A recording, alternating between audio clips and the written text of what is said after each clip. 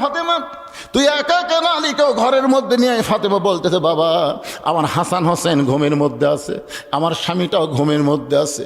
এই ওদের ঘুমটা পরীক্ষা করে আমি গভীর রাত্রে চোরের মতো আপনার কাছে আইছি বাবা, মেহেরবানি করে একটু ঘরে বাতি জ্বলান। রাসূল বলে ফাতেমা কি বলবি বল, তাড়াতাড়ি বলেই তুই চলে যা, বেশি সময় দেরি করিস না, যদি ঘুম থেকে চেতন পাই। ফাতেমা কি বলবি বল। ফাতেমা বলতেছে বাবা বহু জীবনে বললাম, বলে কোনো কাজ হলো না, আজকে একটু আপনাকে আমি দেখাবার চাই,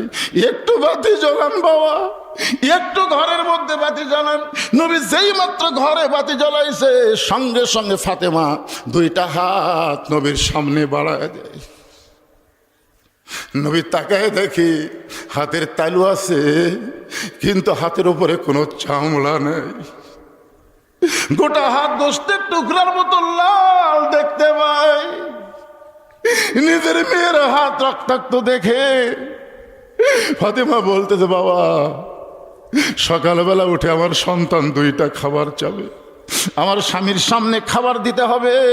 কিন্তু এই হাত নিয়ে আমি জাঁতা কেমনে ঘুরাবো বাবা, আপনি যে বিয়ের সময় একটা জাঁতা দিয়েছেন আমার গপ পিষতে, কিন্তু আমার হাতটা দেখেন বাবা, আমি কিন্তু 3-4 দিন আর জাঁতা ঘোরাতে পারবো না, মেহেরবানি করে 3-4 দিনের একটু খাবার যা হয় আপনি আপনার দুঃখিনী মেয়েকে দেন গো বাবা, এই গভীর রাত্রে চোরের মতো আমি বাড়িতে নিয়ে যাওয়ার চাই। এমন সময় আল্লাহর নবী আর সহ্য করতে পারলেন না, ঘরের কোনায় গিয়ে বলে মাবুদ লাম ইয়ালিদ ওয়া লাম ইউলাদ, তোমার সন্তান নাই,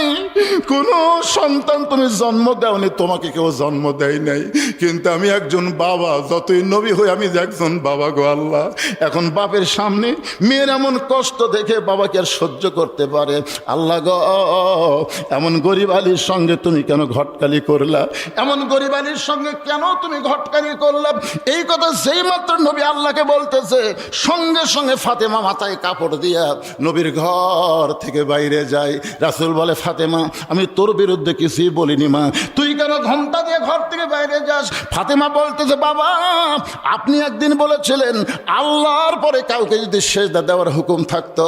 তাহলে আমার স্বামীর কদমে সেজদা করা লাগবে, এই কথা বলে আপনি বুঝাইছেন আল্লাহর পরে মেয়ে মানুষের কাছে সবচাইতে দামি ওই মহান ব্যক্তি হলো তার স্বামী, আমার স্বামীর বিরুদ্ধে আপনি আল্লাহকে বলবেন আর আমি আপনার কাছ থেকে আটা নেব, এমন ফাতেমা আমি না, আমি চলে গেলাম, আমার কোনো কিছু দরকার নাই, এই গোস্তওয়ালা রক্ত হালা হাত দিয়ে আমি